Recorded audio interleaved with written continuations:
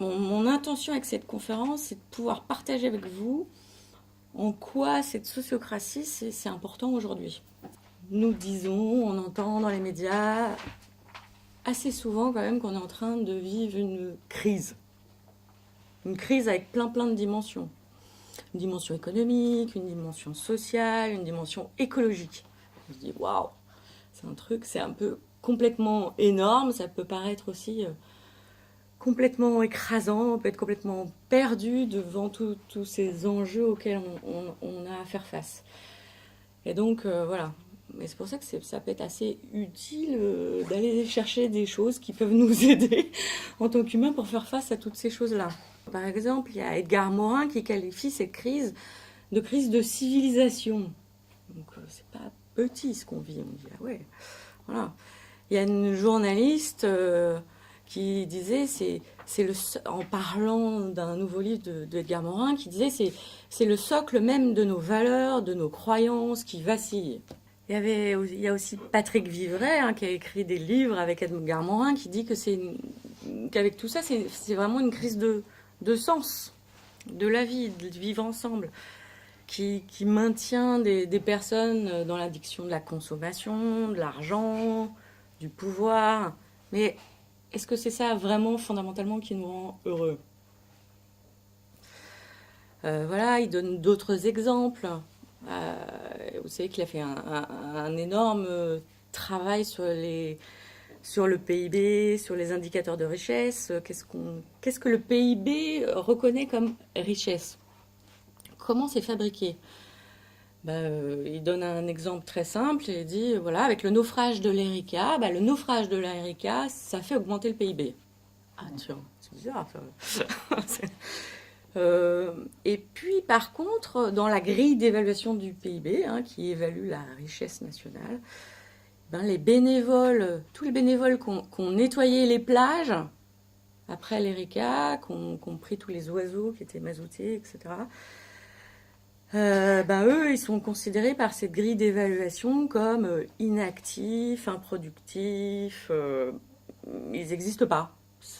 Ça vaut rien. Ah ouais, ça compte pas. Voilà, on dit, ah d'accord, avec le PIB, alors donner du temps aux autres, ça compte pas. Donner du temps pour créer des espaces plus agréables, ça compte pas. Et là, ça pose vraiment un problème du sens de ce qu'on fait là. On voit aussi qu'on a une crise au niveau du sens aussi du travail. Moi, j'aime beaucoup des études de Christophe Dejour. Là, je vous ai amené une interview. C'est un psychiatre, un professeur. Et donc, dans son étude sur la souffrance au travail, il y a des titres qui sont assez frappants quand même pour montrer la société dans laquelle on est aujourd'hui. Il dit, chacun est seul et plus personne ne se parle. Qu'il y a une crise du politique, qu'on voit les vraies difficultés des hommes et des femmes politiques actuels à sortir de leur vieux schéma de lutte de pouvoir. Et puis il y a une phrase de Krishnamurti qui m'est revenue en tête et qui me disait, ah ouais, il dit, c'est pas un signe de bonne santé que d'être adapté à une société malade. Je dis, ah oui, ça me semble assez vrai. Qu'est-ce qu'on pourrait faire différemment? Alors je reprends Edgar Morin et Patrick Vivray par exemple, parce que moi ils m'inspirent beaucoup, enfin je trouve qu'ils disent des trucs assez chouettes. Et donc ils ont écrit un livre ensemble. Leur proposition à eux, pour faire face à cette crise de civilisation qui peut sembler vraiment effectivement nous dépasser, c'est de la regarder sous un autre angle. Qu'est-ce qu'on peut faire de cette époque-là? Oui, c'est pas facile à vivre.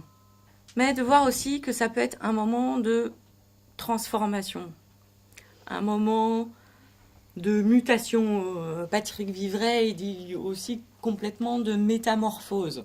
Et que ça peut permettre aussi de remettre au centre de nos préoccupations l'humain, les autres, le pouvoir de création, démultiplier les espaces où on peut vraiment coopérer. Dire, ok, bon, Alors maintenant que j'en ai pris conscience, ok, d'accord, mais on va faire comment? Donc voilà, la sociocratie, c'est un outil qui peut nous aider à faire cette transformation-là. Donc fondamentalement, la sociocratie, ça propose un état d'esprit différent dans les relations aux autres, à l'intérieur d'un groupe. Souvent, pour prendre des décisions, le mode de décision qui nous vient en tête en premier, c'est voter.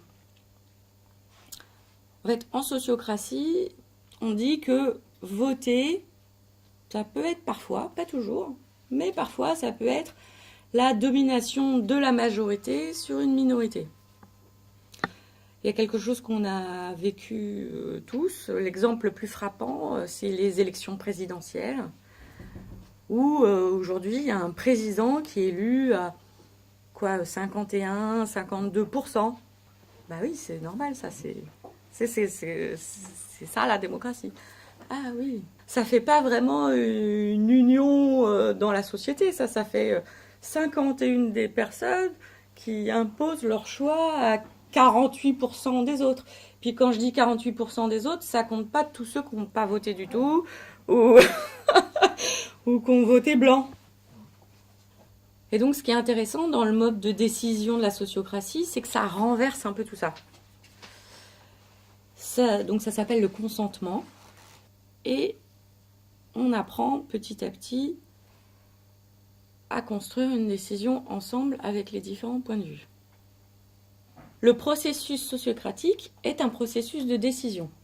Quel que soit le sujet, le but est d'obtenir un consentement de l'ensemble des participants par la levée progressive des objections. Une objection, ça ne signifie pas ne pas être d'accord, refuser ou critiquer. C'est plutôt en sociocratie comme percevoir une limite à la proposition. Ça peut être une limite qui m'est personnelle, ça peut dire ok, je suis pas prêt à faire ça. Ou une limite collective, dire que la proposition elle n'est pas complètement adaptée à notre groupe. C'est-à-dire que quand quelqu'un fait une objection, on va la prendre en compte et puis on va essayer d'améliorer la proposition avec cette objection. Voilà le principe très très vite. Et aussi, on préserve à la fois l'expression de chacun et l'écoute de tous les autres. Et donc chaque intervenant se sent écouté sans risque d'avoir à se justifier, sans se sentir jugé ou critiqué. Avec l'ensemble des dimensions de ce qu'il est, à ce moment-là, en tant qu'humain. Donc je vais dire, comment je peux dire autrement, avec toutes ses intelligences. Donc pas seulement l'intelligence cartésienne, rationnelle, qu'on met en avant en général pour faire confiance à quelqu'un qui va prendre une décision. Là, on va aussi faire appel à son intelligence émotionnelle. On va se poser la question en disant ok, cette proposition-là, moi, là, maintenant, qui fait partie de prendre cette décision, est-ce qu'elle me convient vraiment? Est-ce qu'elle me gêne? En sociocratie, on est autorisé à se poser ces questions-là. Et même, c'est bien de le faire. Et même, c'est super important de le faire parce que si on ne le fait pas, on va rater quelque chose. Je crois que vraiment que c'est un des facteurs qui participent réellement à la force de la décision qui est prise. Parce qu'on est pleinement entendu quand on va s'exprimer dans l'ensemble de ces dimensions. Et ce qui renforce aussi cette décision, c'est qu'on offre à chacun le fait de partager ses perceptions, ses émotions, ses intuitions, c'est toutes les choses qui ne sont pas forcément de l'ordre du rationnel cartésien pur. C'est ça qui est intéressant, c'est que quand on prend une décision en sociocratie, la décision, ça n'est pas comme habituellement de la confrontation des idées, mais bien de l'adjonction des différents points de vue de chacun. Au-delà, quand on y arrive, des jeux de pouvoir qui sont forcément là. Donc ça participe vraiment à créer un groupe, à créer un esprit d'équipe, en plus que d'avancer et de prendre des décisions.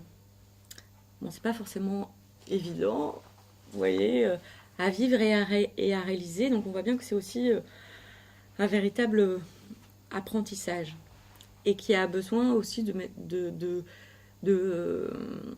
c'est là où pour moi aussi c'est important de pouvoir utiliser d'autres outils, notamment comme la communication non violente, pour pouvoir faire ces apprentissages aussi en douceur parfois. De passer de ce monde qu'on vit la plupart du temps à un monde comme celui-là. Et ainsi, on va dire que la sociocratie, ça crée ces espaces-là, où on peut à la fois être pleinement soi, parce qu'on s'exprime, on dit les choses qui nous conviennent pas, ou les choses où on a des doutes, ou voilà, et on renonce pas à qui on est et aux valeurs qu'on a. Et en même temps, on est complètement présent et quelque part, on a cette volonté d'être unis humainement à écouter les points de vue des autres qui peuvent être différents du mien.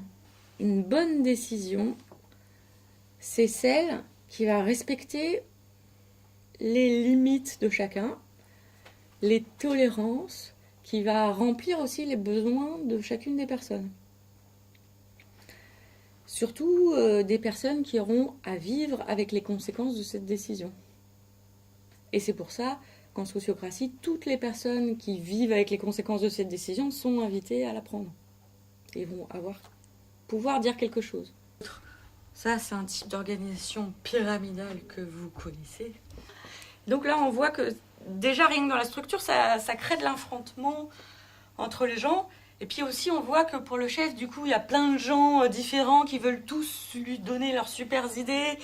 Et que pour lui, c'est assez embêtant parce qu'il sait que s'il va dire oui à un tel ou oui à un tel ou oui à un tel, bah, ça veut dire qu'il va dire non aux autres et que leurs idées vont pas être reconnues et que là, il sait que ça va faire un problème dans l'organisation. La sociocratie, ça serait, vous avez compris, c'est plus une organisation qui s'appelle plus les organisations en réseau, qu'on appelle organique. Et donc, je ne sais pas si vous avez entendu regarder des recherches, par exemple, sur des chercheurs qui regardent comment les oiseaux migrateurs, hein, donc qui volent en groupe. Et donc, au début, les chercheurs qui sont dans notre temps, évidemment, ils cherchaient c'était qui le chef dans ce groupe d'oiseaux migrateurs, qui disait à tous les autres, attention, il y a un obstacle, Voilà. Et en fait, ils ne trouvaient pas. Parce qu'en fait, il n'y en a pas. Il n'y a pas un chef, il n'y a pas un grand organisateur qui sait tout mieux que les autres. Ça veut dire qu'ils n'arrêtent pas d'être en communication les uns avec les autres sans arrêt à l'intérieur d'un groupe. Et c'est ça qui fait qu'ils sont hyper agiles en entier dans le groupe, qu'ils arrivent à éviter les obstacles et qu'ils arrivent vraiment à faire face à des trucs qui sont complètement imprévus. Et c'est comme s'ils sont à la fois reliés les uns aux autres, et c'est parce qu'ils sont reliés les uns aux autres qu'ils arrivent à passer des obstacles même qu'ils ne pouvaient pas prévoir. Voilà. Et donc on pourrait dire que la sociocratie, ça s'inspire de ces types de modèles en réseau. Voilà. Donc avec beaucoup d'interactions. Donc ça allie un aspect pragmatique, on prend des décisions, et ça allie un aspect humain. C'est-à-dire qu'on prend soin du groupe, des interrelations, parce que fondamentalement, on se dit que c'est bien parce qu'il y a des relations on va dire de qualité, entre chacune des personnes de ce système, de ce groupe, qui fait que l'organisation elle-même, elle est en bonne santé, qu'elle fonctionne et qu'elle va être capable de s'adapter à ce à quoi elle a à faire face. Donc on voit bien que la sociocratie, c'est comme une espèce de réconciliation entre les intérêts individuels et le bien commun d'une organisation. La sociocratie, ça a été inventé par Gérard Edinbourg. Donc c'était à la fois un professeur à l'université de Rotterdam, c'était un scientifique, Et c'était aussi un entrepreneur. Donc ça allie un aspect pragmatique, on prend des décisions, et ça allie un aspect humain. C'est-à-dire qu'on prend soin du groupe.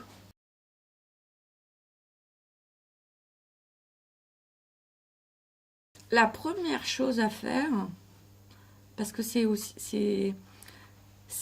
de définir la raison d'être. C'est-à-dire qu'est-ce qu'on fait là.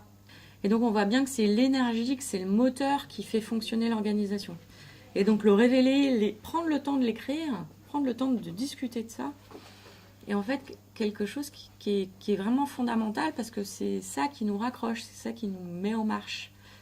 C'est ça qui fait qu'on a envie d'y aller. Ensuite, on crée le premier cercle. Aussi la symbolique de ce que ça veut dire ce cercle. Ça veut dire que tout le monde est équivalent aux autres dans ce cercle-là. C'est-à-dire que chacune des personnes dans ce cercle a le même droit à la parole et a le même droit de participer aux décisions sur lesquelles il va être impacté. Ça nous rappelle ça sans arrêt. Ça veut dire qu'on va aussi se parler le long du cercle, c'est-à-dire chacun va parler à son tour dans le cercle. En fait, c'est comme une objection, c'est vraiment l'idée, c'est de pouvoir d'améliorer la proposition. Ça veut dire que votre intuition, vous sentez qu'il y a un truc qui ne va pas. Est-ce que vous pouvez dire quoi? Voilà. Et faire ce cadeau-là au groupe pour que la proposition soit la meilleure possible. Et en même temps, on voit aussi que c'est ça qui fait que c'est une vraie prise de responsabilité. C'est-à-dire, je fais partie du groupe et je dis ce que je pense que ça me fait cette proposition-là et je le fais dans l'état d'esprit d'essayer de faire en sorte qu'elle soit vraiment la meilleure possible. Donc l'élection sans candidat, c'est quoi? C'est pour nommer, on est dans une organisation, donc il y a des fonctions à assumer. Par exemple, il y a celle dont je vous ai déjà parlé, c'est l'animateur des cercles. Et bien toutes ces personnes-là, elles sont nommées par une élection sans candidat. Donc comment ça marche? Eh bien, il n'y a pas de candidat, déjà. Mais par contre, on a besoin de quelqu'un pour faire l'animateur. Ok. Donc comment on fait ça? Dans un cercle, en fait, chacune des personnes va dire, dans ce cercle-là, qui c'est qui lui semble la plus adaptée, la plus compétente, la plus je sais pas quoi, pour faire cette fonction-là. La dernière chose, c'est le double lien. Parce que vous voyez, une organisation sociocratique, grosso modo, au début, il y a un cercle pour prendre les décisions fondamentales de l'organisation. Et puis après, on a besoin d'autres cercles, comme créer un autre service, groupe de travail, je sais pas. Voilà. Et là, ça crée un autre cercle. Donc quand il commence à avoir plusieurs cercles dans une organisation, il y a besoin que tous ces cercles communiquent entre eux. Et donc pour ça, c'est intéressant parce que du coup, il n'y a pas qu'une seule personne qui assure le lien. Il y en a deux. Et c'est pour ça que ça s'appelle le double lien. Et on commence à créer vraiment du pouvoir avec. On fait du pouvoir collectif pour réaliser des choses ensemble. Et donc ça crée aussi, comme je vous ai dit tout à l'heure, des organisations qui sont beaucoup plus adaptables au changement par rapport à la crise dont je vous avais parlé tout à l'heure. Qui sont beaucoup plus capables de se dire, d'affronter le problème, et donc pas de le nier, et en même temps d'avoir confiance dans l'ensemble des personnes pour réussir à savoir ce qu'on va faire. Donc ça, c'est issu d'un livre qui s'appelle « Les nouveaux collectifs citoyens », qui a été écrit par Ivan Malchev. Le seul livre complet en français que je connaisse sur la sociocratie, vous aurez plus de détails. Voilà. Et pour moi, tous ces outils-là, ils font partie du domaine de l'intelligence collective ou coopérative. Et ils l'ont écrit à plusieurs, donc ça montre déjà la coopération qu'ils ont mis entre eux pour écrire ce livre. Et donc eux, ils parlent plutôt d'intelligence coopérative et ils le définissent comme tous les modes d'organisation à l'intérieur d'un groupe de personnes qui permettent de faire émerger autre chose, une intelligence, des idées, des solutions qui vont au-delà des intelligences de chacun.